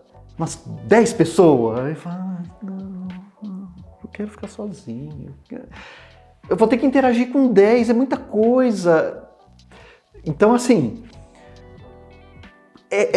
e assim, as pessoas do tipo 5, elas são assim, uma das pessoas mais fáceis de lidar. Porque dificilmente a pessoa vai perder a calma com você. Mas para você conversar com ela, você precisa ter argumentos. Isso é muito importante porque é justamente isso. Se você não tem argumentos, a pessoa não consegue nem ouvir corretamente. Aí o que é interessante entender que cada perfil, as ações são de maneira inconsciente, por causa de uma crença de raiz, mas isso não quer dizer que a pessoa está agindo com má fé ou desrespeito ao outro ou outra situação negativa para o outro. O que nós temos que compreender é que cada perfil possui as suas características, mas sem rotular ou sem colocar um adesivo, uma etiqueta. É isso que nós temos que aprender. Eu, José Anderson, por exemplo, quando eu aprendi isso, a minha vida foi para níveis mais altos. Hoje eu consigo ouvir melhor o outro, consigo ter uma comunicação mais clara, mais assertiva, porque eu consigo ouvir o outro. Então, primeiro eu tenho que me autoconhecer. É o poder da decisão. É você quem decide. Roger, uma das coisas que depois eu quero que você explique, mas assim que você terminar, o 6 e o 7, é sobre essa tríade. Então você falou do perfeccionista, do ajudante, do vencedor, do intenso, do intelectual. O 6 e o 7. Tá. Deixa eu só fechar o 5, que eu não posso deixar de falar disso, porque é uma coisa bem legal. É comédia em casa, inclusive, né? Comédia em casa. Mas isso que você tocou no assunto é importantíssimo, né? Não existe a percepção que eu tenho. E, por favor, não utilize o Enneagrama como uma ferramenta de muleta sua. Ah, então eu sou assim, tudo justifica as minhas ações. Não, o Enneagrama serve para você entender, começar a perceber, agora entendo por que faço isso, agora entendo por que penso assim. Como que eu posso fazer para pensar diferente e me comunicar melhor? Como é que eu posso fazer para evoluir? É para isso que serve o Enneagrama, tá? Não use como muleta. Mas, por exemplo, em alguns momentos eu estou lá com a minha esposa, a gente está jantando, almoçando, já aconteceu algumas vezes de a gente estar quieto, almoçando, jantando, e de repente ela fala assim, então, o que você acha? E aí eu falo assim, mas do que você está falando? Como assim? Veja, ela teve uma conversa na cabeça dela, e na cabeça dela ela estava conversando. Tava um assunto rolando, e ela estava interagindo, não sei com quem, na cabeça dela. E isso se confundiu com o mundo real. De repente ela acha que ela estava interagindo comigo e sai a pergunta. Então essa atividade, essa tríade mental é isso, né? O tipo 5, 6, 7 tem esse pensamento acelerado, cria-se um mundo interno dentro deles. Essa é o grande chave, né? Cria-se um mini mundo, um fantástico mundo de Bob lá dentro da cabeça deles. E muitas vezes, no tipo 5, por exemplo, esse mundo se confunde com o real. Às vezes até, que mundo que eu estava? Aqui dentro ou lá fora? Isso é muito legal no tipo 5. O tipo 6, que é o pessimista, que a gente já começou a comentar, né? Eu gosto de chamar ele de planejador. Um negócio chamado o tipo planejador, ou o tipo sociável, porque as pessoas do tipo 6, elas têm como crença principal o seguinte: o mundo é um lugar perigoso. Então eu preciso estar preparado para o que dá errado. Eu preciso me antecipar, eu preciso me precaver para que tudo dê certo e eu não seja pego de surpresa. E isso surgiu por convívio de pai, ou até o inverso, os pais eram o inverso disso e aí a criança acaba assumindo o inverso do que acontecia em casa, né? Mas pensa então numa pessoa que, em termos menos evoluídos, ela entra num lugar e começa a olhar e fala assim, acho que eu vou sentar perto do lado da porta porque quer ter uma lâmpada, se pegar fogo, vai ter aquela pessoa na frente que vai me atrapalhar, então é melhor eu sentar para cá, porque aí eu fico mais perto da porta se acontecer. Então ela pode assumir um caráter fóbico, medo de fazer, porque pode ser que dê errado. Então a gente tem, aí você pode ter dois tipos, né? A pessoa que enfrenta isso, um tipo 6 que enfrenta e o tipo 6 que se recolhe. Então o fóbico se recolhe e o contrafóbico enfrenta isso daí. Mas é muito legal, por exemplo, eu tenho muito de 6 também, principalmente quando eu vou fazer eventos. Então quando eu vou fazer eventos, eu vou levar os meus slides que vão ser projetados num pendrive. Mas eu vou levar em outro pendrive, em um HD externo e vai estar na nuvem também e o meu notebook está lá também se precisar. Então eu tenho o plano A, B, C, D, E e F. Você falando dos planos A e B, né? Geralmente, nós, seres humanos, meros mortais, não nos preocupamos com essa questão do plano A, B e C. Aí eu lembro em marketing, na teoria da administração também, que se utiliza muito a lei de Murphy, né? Se um pão cair, sempre vai cair com a manteiga para baixo, né? Ô Roger, antes de você falar do 7, de fato é possível programar o plano A, o B e o C. E dentro de uma lógica, quando eu programo esse plano A, B e C, é possível que nenhum dos três pode dar certo? Não vou falar que provavelmente, mas pode isso acontecer. Mas para o tipo 6 não importa. Mais do que ter o plano preparado, é ele sentir que há alternativas. Mesmo que essa alternativa seja assim, é possível. Se precisar, nós estamos ferrados, porque não vai acontecer, não vai, é muito difícil que isso aconteça. Não, mas eu preciso estar. E aí o tipo 6, ele tem uma questão de ansiedade muito forte por causa disso. É um redutor de ansiedade natural para o tipo 6 criar planos. Mesmo que eles, na prática, falem assim, se precisar usar isso, não vai dar certo mesmo assim. Mas ele saber que tem, dá aquele redutor de ansiedade para ele e ele consegue tocar a vida a partir daí. Então isso é importante para o tipo 6. Lembre-se, nós podemos ter o plano A, o plano B e o plano C. Mas pode ter uma probabilidade de um dos três darem errado? Pode. Podem ter outras alternativas? Claro que se pode. Mas não deixe que ninguém te cobre porque o plano A falhou, o plano B não deu certo e o plano C nem conseguiu sair do papel. Mas há possibilidades de soluções, porque nem sempre na vida tudo é calculado de forma correta. Por quê? Somos seres humanos, precisamos do autoconhecimento. E o Eneagrama, ele vai trazer esse autoconhecimento. Eu vou repetir a fala do professor Roger. Eneagrama é para a evolução. Não use como amuleta, porque o ser humano tem uma tendência de usar certas situações como amuletas. Não, autoconhecimento. Eneagrama é autoconhecimento para que eu possa evoluir e saber como que eu posso melhorar a mim mesmo e para com o outro.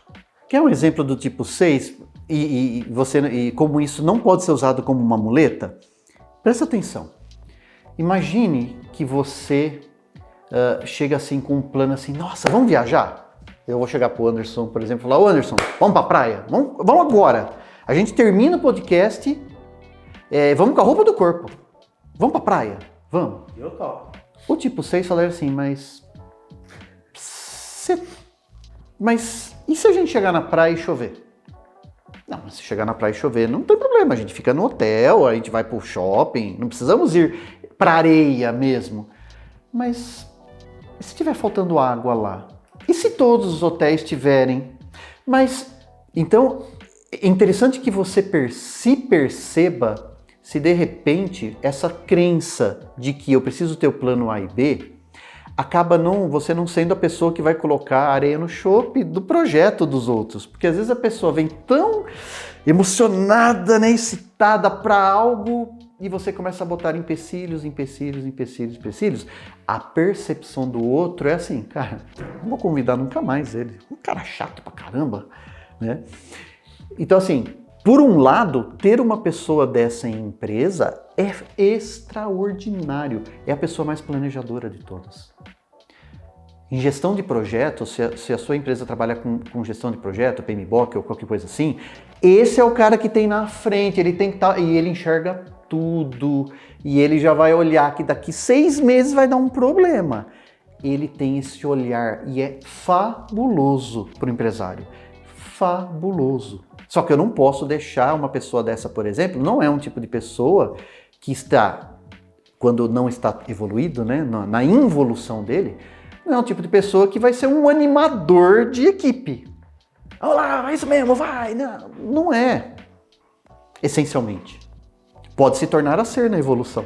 Por isso que é interessante o Eneagrama, quando a gente fala da muleta, interessante entender um planejamento de carreira meu baseado no que o Eneagrama e as crenças que eu tenho hoje, estou indo para o caminho certo? Se eu não estou, aquele é o caminho certo mesmo? Então o que eu preciso mudar para chegar lá? Ou talvez aquele nem seja o caminho. Talvez aquele caminho outro seja melhor ainda. pensando no que eu tenho hoje, nas minhas crenças, no que eu posso oferecer. É o momento de se redescobrir, a busca da identidade. Conhecer os tipos de Enneagrama vai ajudar isso. Se você tem o tipo 6, que tem esse olhar, você tem o inverso, que é o 7. O 7 é o inverso. O 7 é o otimista. É o otimista, é o vendedor. Vamos, vai dar certo, já deu certo. O 7 é aquele tipo de pessoa que, sei lá, eu gosto muito desse exemplo, né? Você tá com um problema às 3 horas da manhã, você liga pra pessoa, ela te atende e com um sorriso lá e te atende, você desabafa e ela, não, calma, vai dar tudo certo. Pô, mas eu perdi todo o meu dinheiro. Não, mas calma, é um momento de você mudar de vida mesmo. Quem sabe é a oportunidade que você estava querendo. Pô, mas queimou minha casa. Ah, mas sua casa também era feia pra caramba, né? Pô, chegou um momento de ter uma casa maior agora. Então ele vai olhar com um olhar de que tudo vai dar certo. E isso é muito legal. E eu posso ligar para ele 5 da manhã, 7 da manhã, 9 da manhã, ele vai me receber da mesma forma. Por outro lado, em o tipo 7 menos evoluído, tem uma tendência de ser assim, meio impaciente com as coisas. Então eu comecei a fazer algo. Ai, ficou chato. Ah, ficou monótono. Ah, deixa quieto. Então é muito comum no tipo 7, ele tem um histórico de, por exemplo, eu vou começar a aprender violão. A hora que vai fazer a primeira pestana, que é a parte mais difícil, ele para. Ah, vou ler um livro. Ele começa a ler um livro, ele começa a ler outro, ele começa a ler outro. Ele tem 7 livros que ele tá lá na página 10, mas não fechou nenhum. Ele começa a abrir coisas e não faz o fechamento disso. Procrastinação. Esse é o grande detalhe dos tipos 7 menos evoluídos. Procrastinação. Então, quando eu começo a enxergar isso em mim e falar, muita coisa explica. Porque para o tipo 7, qual é a crença raiz para o tipo 7? Né? A vida passa muito rápido. Eu preciso aproveitar o pouco tempo que eu tenho aqui. O carpe diem mesmo no extremo. Eu quero aproveitar, eu quero viver a vida, eu quero experimentar. Essa é a palavra, experimentar. Então, e eu falo isso porque eu sou tipo 4 e 7, são os meus 2 tipos. Eu vou experimentar. Eu vou experimentar tocar numa banda, eu vou experimentar pular de paraquedas, eu vou experimentar fazer palestra, eu vou experimentar ser bom de matemática, eu vou experimentar ser bom nadador, eu vou experimentar adestrar cachorro, eu vou experimentar. Experimentar. Essa é a base de tudo. Mudança. Eu sou maluco por mudança. Mudança, mudança, mudança. A mesmice me deixa num tédio gigantesco. Opa! Se a mesmice te deixa no tédio, você de empresa não vai colocar uma pessoa dessa para trabalhar em algo que todos os dias, em todos os minutos, ele faz esse exercício repetitivo. Porque o repetitivo não faz parte da vida dele. Ele vai ser muito bom e vai te dar resultados ótimos na criatividade, não na repetição. Então você como empresário começa a pensar, opa, usou o Enneagrama, apontou isso, ele é um tipo 7, ele é um tipo que não gosta da repetitiva, aí eu vou pôr ele para atender telefone o dia todo seguindo um script de telemarketing. O que vai acontecer? Qual é a tendência? Qual é o turnover que eu vou ter disso? Ou você começa a se olhar e entender o Enneagrama como planejamento do meu negócio. Plano de negócio seu. Eu não posso perder tempo investindo recursos nos lugares errados. Todo empresário sabe disso. Eu tenho recursos que são diferentes. Pô, é tudo que o empresário quer. Mas ele precisa saber aplicar os recursos nos lugares certos. Se eu tenho essa diversidade dentro da empresa, maravilhoso para você. Aplique no lugar certo. Mas para isso você precisa conhecer os seus recursos. Você como líder conhece os recursos humanos que você tem? Porque a gente aprende na escola, na faculdade, que o líder, eu tenho o líder do tipo tal, o líder tipo tal, eu tenho lá o monocrático, eu tenho lá o participativo, eu tenho, né? Tá, mas você está lidando com pessoas completamente diferentes. Você vai fazer a mesma liderança para todo mundo? Que tal você como líder entender que tá, eu tenho uma linha de conduta como liderança, mas eu tenho pessoas diferentes que querem ouvir minha mensagem de maneira diferente e que vão responder ao meu comando, à minha sugestão, à minha persuasão de maneira diferente. Então eu não aceito isso em liderança. Eu sou um líder que ajo igual para todos. Você pode agir com justiça igual para todos. Mas liderar igual para todos, sinto muito. Para mim você está errado. Para mim você está errado. Porque você acaba colocando a perspectiva na mesma régua para todos. E não funciona assim. E eu falo isso para você porque eu já estive nesse lugar. Eu acreditava que eu era um bom líder porque eu estava trabalhando ali com todos. Então, conforme eu fui realmente me evoluindo com essa busca mesmo do autoconhecimento, eu pude compreender que, de fato, nós somos seres individuais, seres singulares e cada um tem uma sua percepção. E com o Enneagrama me ajudou muito a desenvolver a gestão da minha empresa, a minha equipe, inclusive para atender a todas as pessoas que nos procuram as nossas soluções, né? Roger, faltam 8 e 9. 8 e 9, vamos lá. 8. Vocês vão ver ótimas gargalhadas agora aqui do meu lado, né? O tipo 8, poderoso. Ou controlador. Eu gosto mais da palavra poderoso. Poderoso. Pensa numa pessoa que inconscientemente ela tem que ter o controle de tudo o que está acontecendo. Porque para essa pessoa a crença raiz é: o mundo é um lugar extremamente perigoso.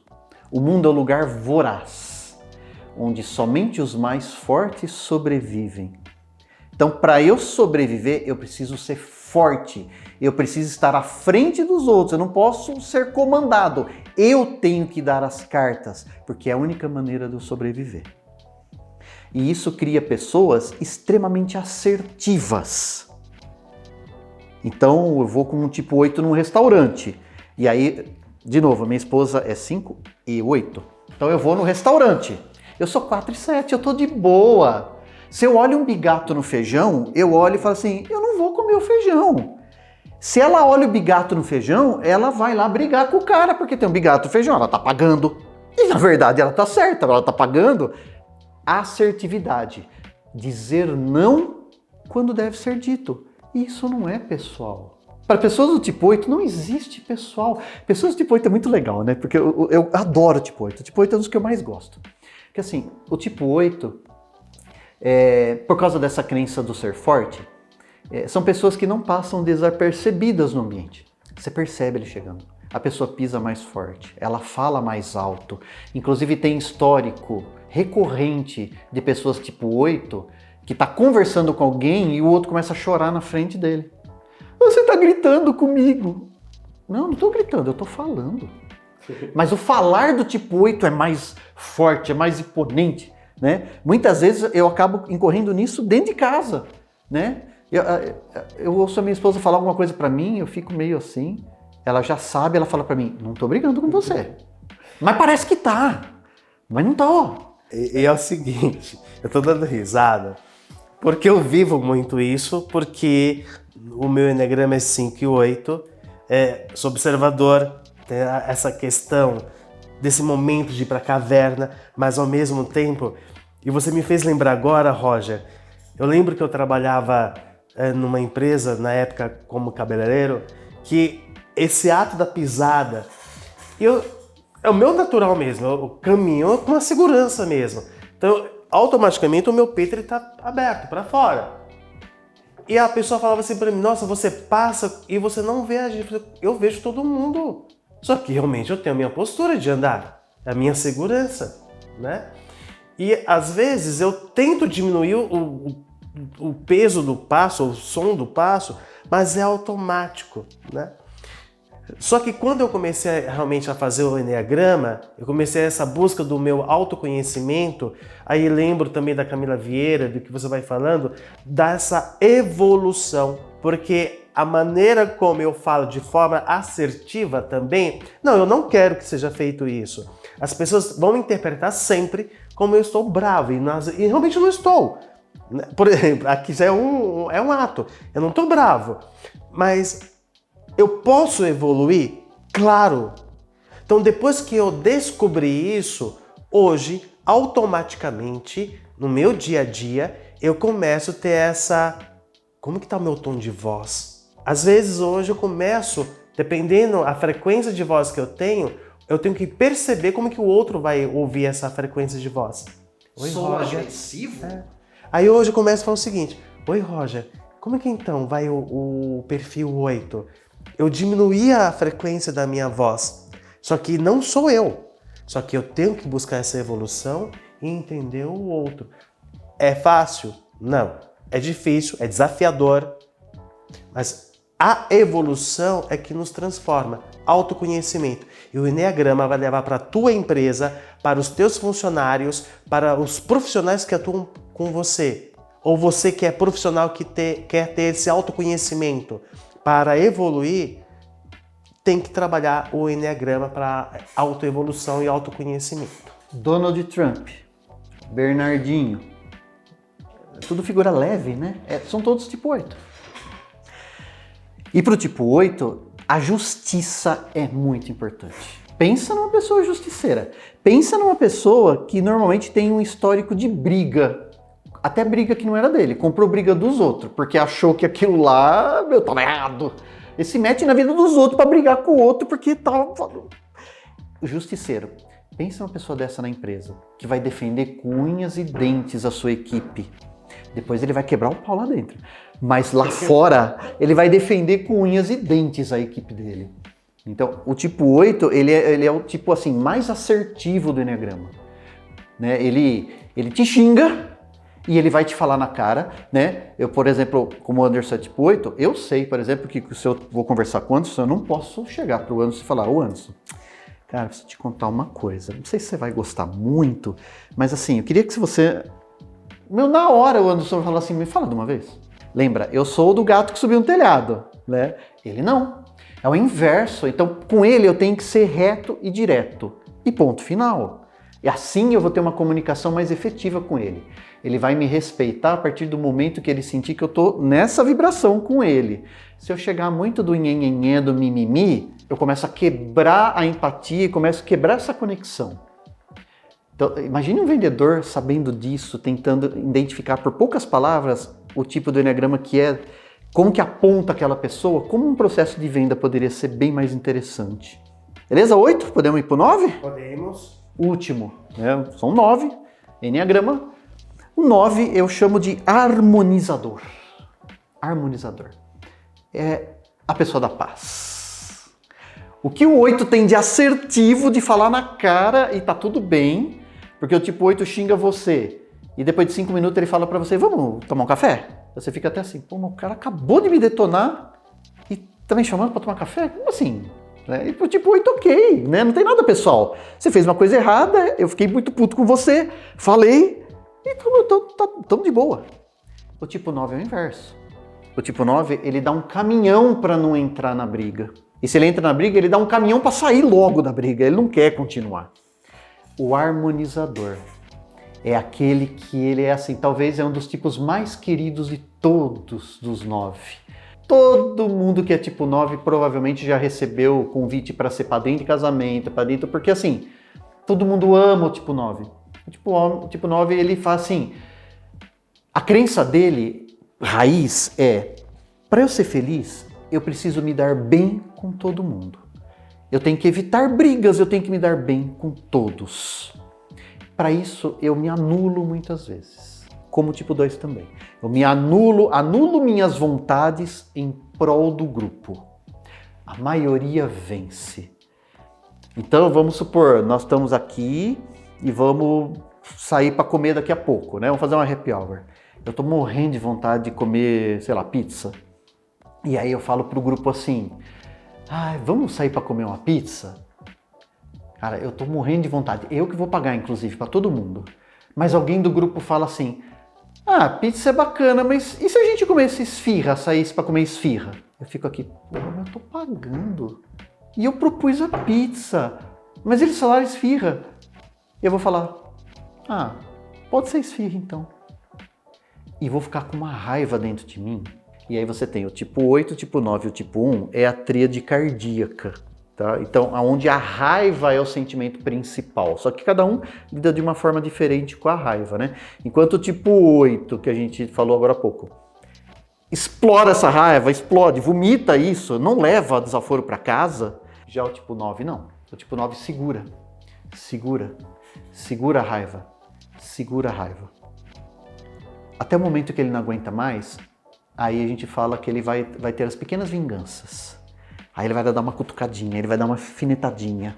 Nada muito forte, mas algo que dá uma machucada no outro. Então é a maneira de se livrar dessa ansiedade, dessa raiva, é dando umas alfinetadinhas para ir liberando, como se fosse um pneu que a pessoa vai tirando um pouquinho de ar. Senão ele está inchando, ele vai lá e tira um pouquinho do ar. Ele é o harmonizador, portanto, ele nasceu para fazer o bem a todos. E todos amam uma pessoa assim. Agora, quando ele está em um processo de menos evolução, as pessoas começam a olhar, enxergar ele como uma pessoa fraca, sem pulso. Então imagine um líder do tipo 9 que não evoluiu. Ele vai tentar, ele precisa tomar uma decisão, mas ele vai tentar tomar decisão baseado no consenso ou na maioria e vai desagradar e ele vai se sentir muito mal, culpado porque ele está desagradando. Aí provavelmente ele vai querer compensar de outra forma e a equipe não precisa disso. Muitas vezes o líder ele tem que tomar uma decisão que não agrada a própria equipe inteira, mas que é melhor para o negócio, que é melhor para o processo. Então quando o tipo 9 evolui, ele começa a entender que, opa, eu não vou querer o mal, vou querer sempre o consenso. Mas quando isso é impossível, eu tomo a rédea e tomo a decisão. Ponto final. Isso é interessante. O que você tem que entender? O Enneagrama é uma ferramenta para o autoconhecimento e evolução. Você quer evoluir? Então busque esse conhecimento. A evolução, ela é diária. A cada segundo, cada nível que eu evoluo, novos desafios, novos patamares, novas réguas de avaliação. Quando eu falo réguas de avaliação, é quem eu estou modelando para eu poder crescer. Então, cada um de nós podemos ter essa régua. O Enneagrama, que é uma especialidade do professor Roger, irá contribuir tranquilamente para você. Não deixe de assistir esse podcast. Aliás, eu recomendo que você assista novamente esse episódio e com caneta e papel na mão. Fazer essas junções. Porque eu posso ter um pouco de cada perfil. Se eu pegar o José Anderson, que sou eu tenho um pouco do perfeccionista, eu tenho um pouco do ajudante, eu tenho um pouco do vencedor, eu tenho um pouco do intenso, tenho mais do intelectual e observador. Do pessimista é quase zero que eu tenho. Tenho um pouco do otimista, tenho mais ênfase no meu perfil do controlador, com essa assertividade, de harmonizador quase pouco, tá? Mas isso não significa que eu não posso evoluir. Eu quero evoluir. É uma decisão. Quem você decide ser hoje? É essa decisão que eu tomei na minha vida tempos atrás, tanto na minha empresa quanto na minha vida pessoal. E a empresa começou a crescer a partir dessas decisões. E principalmente quando eu comecei a implementar a parte da gestão de recursos humanos, de contratação, de seleção de pessoas, a partir do Enneagrama, hoje eu começo a ver mais resultados dentro da empresa. E você quer ter esses resultados? Entender que o Enneagrama possui 9 perfis. Agora, uma coisa que eu aprendi hoje com o Roger. Nós temos 3 tipos de tríades dentro do Enneagrama. Quais são os 3 tipos do Enneagrama, de perfis da tríade? Vamos lá. Tríade cardíaca, perfil 1, 8 e 9, que tem ali como base a raiva. A tríade emocional, que é o perfil 2, 3 e 4. E o perfil da tríade racional, que é o perfil 5, 6 e 7. Todos se conectam. Eu preciso evoluir. E se eu evoluo, eu vou crescer. Você quer crescer? Você quer expandir a sua mentalidade? Você quer lidar com pessoas? Mas tudo bem se você não quer crescer. Não tem problema, por exemplo, se você quer ficar ganhando até Um salário mínimo, 2 salários mínimos. Você quer crescer para 10 salários mínimos? Você quer ganhar 100k por mês? 1 milhão de k por mês? Você quer? Lembre-se, evolução, níveis, mesas, conversação, comunicação. Entender que o processo de autoconhecimento, eu tenho que saber. Você sabe o que é autoconhecimento? Autoconhecimento é eu, de forma própria, eu buscar ferramentas, estratégias e ajuda para saber quem eu sou, qual é a minha identidade, como eu posso evoluir. E a partir disso, eu busco esse autoconhecimento. E são situações diárias, ou seja, no trabalho ou em casa. Desafios e oportunidades. Fato. Todos os dias vamos ter. Não deixe que o desafio te deixe com medo. Enfrente o desafio. Oportunidades. Se você enfrentar desafios, você vai ter mais oportunidades. E com as oportunidades, você tem que estar preparado. Evolução. A evolução é isso, é o crescimento. E nesse processo, Roger, eu tenho o Enneagrama, eu conheci os 9 tipos de perfis. Interessante essa ideia que eu aprendi com você hoje sobre essa tríade, né? Nossa, bem interessante. Eu quero pegar um dia só pra gente falar sobre essas tríades e como trabalhar isso. Se encaixa nisso a questão da espiritualidade? Toda vez que a gente coloca como meta realização, desenvolvimento, evolução, propósito, eu não tenho como separar isso da espiritualidade, né? Como que eu busco significado na minha vida, na conexão, por exemplo, com algo maior? Como que eu vou atrás desse desenvolvimento, dessa mentalidade, desse equilíbrio mente, corpo e espírito? Para mim, tá tudo ligado. Tudo ligado. Eu não vejo como desconectar as coisas. E você colocou uma atividade mental que você fez agora, que é a minha proposta para que você faça. Você percebeu que o Anderson, ele coloca assim, eu tenho tipo 1, tenho tipo 2, tenho 3, bastante até, o tipo 4 talvez, tipo 5 muito, tipo 6 tenho pouco, tipo 7, talvez, tipo 9 quase nada. É isso. Mas não queira só pegar essa informação como assim, tá, legal, fiz um mapeamento.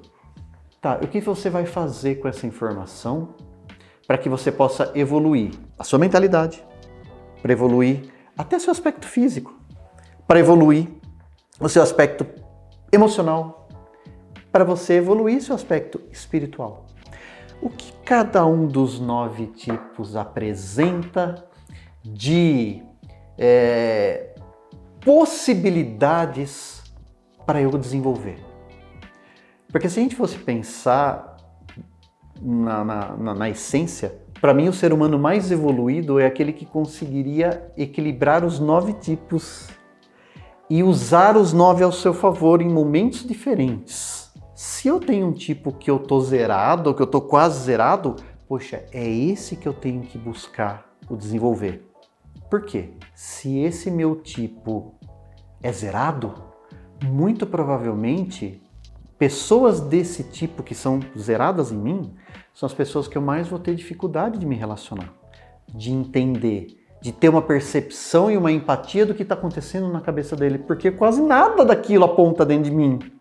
Como que eu vou entender aquela pessoa que aponta exatamente o inverso do que eu sou? Buscar esse conhecimento vai fazer com que você entenda o outro, e entendendo o outro, automaticamente você passa a se entender melhor. Se entendendo melhor, entendendo o outro, você passa a entender uma terceira maneira de criar uma conexão. Poxa, e tudo isso, evolução. Tudo isso é evolução espiritual. Para mim, a evolução espiritual. Estamos aqui nessa terra por um propósito. Estamos aqui nessa vida por um propósito. Tem a minha identidade, cada um tem a sua, mas estamos aqui para viver como ilhas. No meu modo de entender, estamos aqui para viver como conexões, conectados, de forma que eu possa ajudar quem precisa e que eu possa ser ajudado também nos momentos que eu preciso. Para isso, eu preciso de uma conexão profunda. O Enneagrama, para mim, é uma das ferramentas maravilhosas para começar a conhecer e estabelecer essas conexões profundas. Muito, muito relevante, Roger. E a questão do Enneagrama, o autoconhecimento e principalmente, o que eu vou fazer com essas informações? É a pergunta que você tem que fazer para você mesmo, para você mesma. É você olhar para você, o que eu posso melhorar em mim? É você olhar no teu próprio olho, frente do espelho. Porque quando eu busco o autoconhecimento, eu estou buscando a minha evolução. Não é para o outro, é para que eu possa crescer. E automaticamente eu vou saber olhar o outro de uma forma mais humana, de forma mais respeitosa. Porque eu começo a compreender quem é o outro. Isso, eu tenho que ter essa percepção. Aí vem a maturidade. Vem o princípio da maturidade, o princípio do servir, o princípio da sabedoria, o princípio da inteligência. E tudo isso começa a ter o autodesenvolvimento para o neurodesenvolvimento, a neuropersuasão, vem a questão da expansão da mentalidade, programação neurolinguística. Então tudo isso vai ter aí um conjunto de fatores. Então esse processo do autoconhecimento e principalmente você que é empresário, você que é empreendedor, você conhecer de fato quem são os profissionais que estão ali trabalhando com você, você vai saber gerir da melhor forma possível. E eu te garanto, os resultados serão melhores. Inclusive, já deixo aqui uma dica para você, em novembro agora de 2024, nós vamos estar dando uma imersão, eu e o professor Roger. O Roger vai atuar na questão do Enneagrama, eu vou estar atuando na questão da comunicação.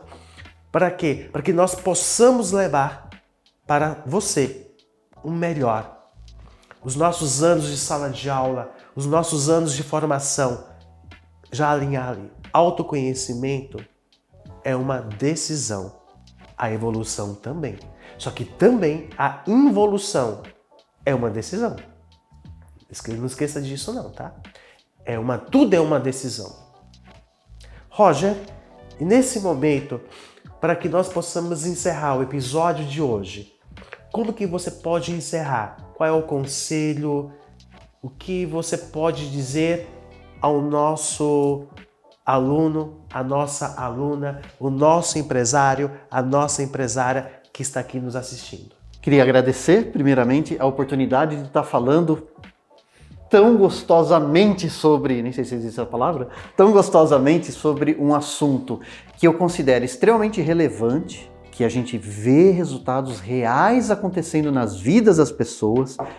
Em alguns cursos que a gente dá, a gente sempre recebe o feedback. Eu recebo feedback do tipo assim: professor Roger, graças a Deus que eu fiz o curso, salvou meu casamento. Professor Roger, eu não sabia como fazer com a minha equipe. Agora eu tenho um norte de como trabalhar com a minha equipe. Então, esse tipo de comentário, esse tipo de feedback que a gente recebe só engrandece e ele ratifica todo o estudo, todo o investimento que a gente fez ao longo da vida, as experiências que a gente teve. Uma coisa é você conhecer o Enneagrama ou qualquer outra ferramenta por estudar.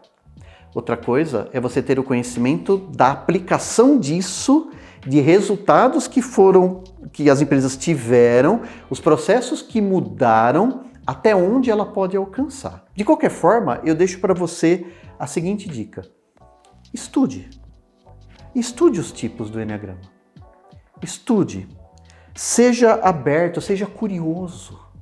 Sai da caixinha de entender que vamos colocar etiquetas. Não, vamos entender melhor e comece a se perceber. Peraí, esse pensamento que eu estou tendo aqui, esse medo que eu estou tendo, essa reação que eu tive quando ele falou, da onde veio isso? Peraí, deixa eu voltar no podcast lá, deixa eu pegar as 9 crenças que o professor falou. Qual delas aqui que está apontando nesse momento aqui? E aí, como que eu posso fazer para evoluir? Persista. Paciência, persistência. Busque apoio profissional, mentorias, terapia se for o caso. Mas busque conhecimento. Nesse episódio, nós apresentamos para vocês o que é o Enneagrama, como que a gente busca o autoconhecimento, o que fazer para você poder identificar, mapear e entender. Agora falta a segunda parte, que é como eu trabalho isso, quais técnicas que eu posso utilizar, na prática, que tipo de exercício eu posso fazer para evoluir. E para isso a gente está convidando você para a nossa imersão, onde a gente vai mostrar para você como, em cima de tudo isso que a gente está fazendo, como que você verdadeiramente vai evoluir de forma prática. Para você que é tipo 1, passo a passo. Para você que é tipo 7, vai ser a coisa mais tranquila do mundo, sem pressão alguma. Para você que é tipo 8, vem ver como é bom, pode controlar a gente não liga não tem problema nenhum.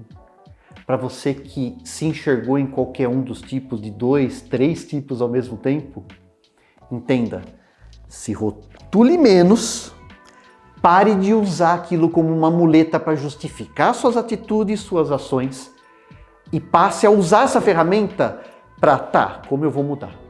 Para onde eu quero mudar? E o que eu tenho que fazer para mudar? E conte sempre com a gente para ajudar você nisso. Quero te agradecer por estar aqui com a gente, porque você está doando o seu tempo para nós e o tempo é a maior moeda na atualidade. Tempo vale muito mais do que dinheiro. É o que nós estamos aqui doando informação, conhecimento de forma gratuita, porque o nosso maior valor é o nosso tempo, que estamos também doando para você. E é com carinho, é com respeito, porque nós acreditamos na educação, nós acreditamos que o ser humano possa evoluir diariamente. É isso que nós acreditamos.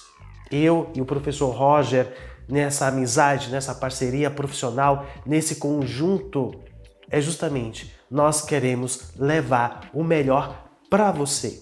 Seja bem-vindo, te agradeço por mais um episódio junto com você. Aliás, se você chegou até aqui, escreva aqui nos comentários de onde você é, qual é a cidade, que horas você assistiu, comente, deixe a sua opinião, o seu comentário, porque isso faz com que nós possamos crescer e evoluir.